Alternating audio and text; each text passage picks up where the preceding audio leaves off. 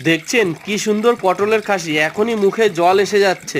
হ্যাঁ, ঠিকই শুনেছেন, পটলের খাসি। পটলের খাসি করতে প্রথমে পটলের বিচিগুলো বের করে নিতে হবে। এরপর সর্ষে, লঙ্কা, পেঁয়াজ, রসুন মিক্সচারে বেটে নিন। এরপর আলু সেদ্ধ করে সেদ্ধ আলুতে মিশ্রণটি দিয়ে সাথে নুন, গরম মশলা, হলুদ দিয়ে ভালো করে হাত দিয়ে মাখিয়ে নিন। এরপর কড়াইতে তেল দিয়ে গরম তেলে সম্পূর্ণ মশলাটি দিয়ে ভালো করে কষা কষা করে ভেজে নামিয়ে ঠান্ডা করে নিন। এরপর কাঁচা লঙ্কার সাথে মিশ্রণটি পটলের মধ্যে পুরভরার মতন ভরে নিন। বাকি মশলাটা রেখে কড়াইতে তেল দিয়ে দিন। তেল গরম হতে হতে পটলগুলোর মধ্যে নুন, হলুদ দিয়ে ভালো করে মাখিয়ে নিন। তেল গরম হয়ে গেলে কড়াইতে পটলগুলো একে একে দিয়ে পটলগুলো হালকা হালকা ভেজে নিন। এরপর ওই তেলেই বাকি মশলাগুলো দিয়ে কষা কষা করে ভেজে নিন এবং ভাজা হয়ে গেলে পরিমাণ মতো জল ঢেলে দিন। জল ঝোল হয়ে ফুটতে শুরু করলে তখন একে একে ভাজা পটলগুলো কড়াইতে ছেড়ে দিন।